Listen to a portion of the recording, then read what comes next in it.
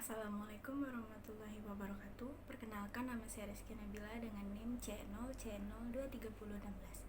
Di sini saya akan mempresentasikan hasil PPT saya yang berjudul Hukum Kepailitan.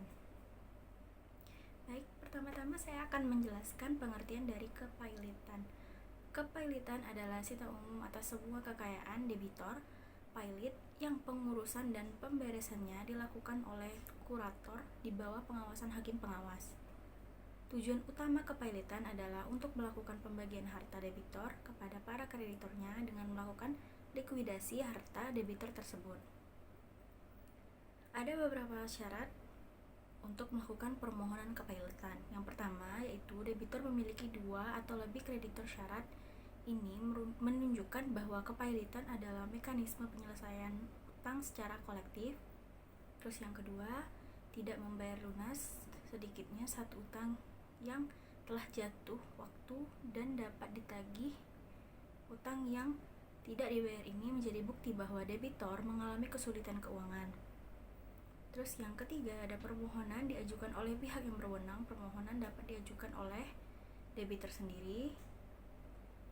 Terus yang keempat, bisa diajukan oleh debitor sendiri. Terus satu atau lebih kreditor. Terus juga kejaksaan untuk kepentingan umum, Bank Indonesia jika debitor adalah bank. Terus ada otoritas jasa keuangan jika debitor adalah perusahaan efek, bursa efek atau lembaga clearing dan penjaminan. Terus Menteri Keuangan jika debitor adalah perusahaan asuransi, perusahaan reasuransi, dana pensiun atau BUMN. Terus ada proses kepailitan. Nah, yang prosesnya itu yang pertama yaitu melakukan permohonan pailit yang diajukan ke pengadilan niaga dalam wilayah hukum tempat kedudukan debitor. Terus ada pemeriksaan dan putusan harus diucapkan paling lambat 60 hari setelah permohonan didaftarkan. Terus ada pembuktian sederhana atau sumir.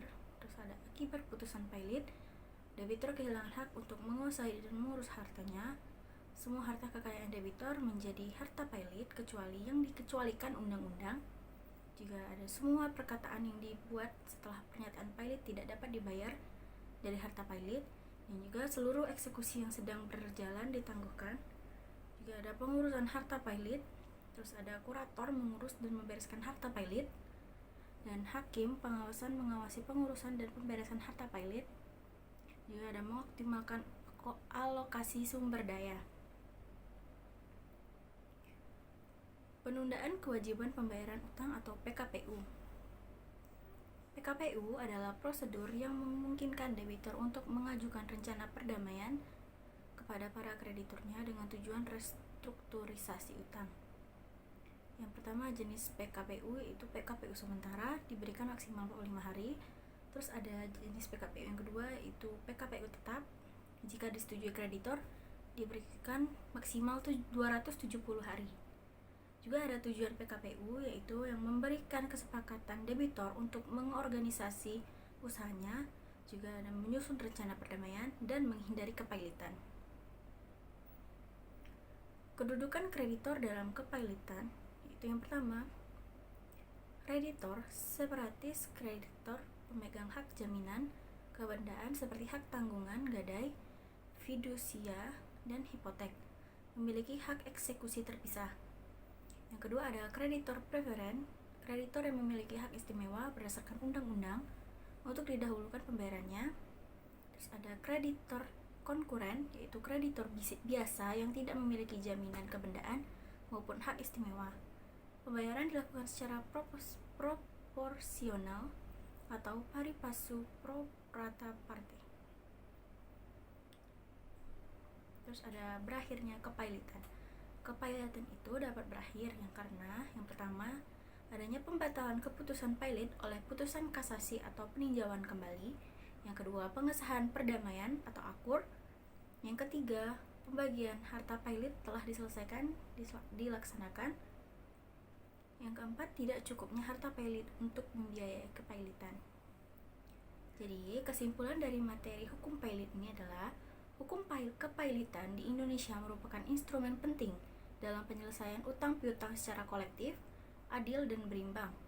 Undang-Undang Nomor 37 Tahun 2004 tentang Kepailitan dan PKPU telah mengatur secara komprehensif tentang kepailitan, sehingga memberikan kepastian hukum bagi kreditor dan perlindungan bagi debitor.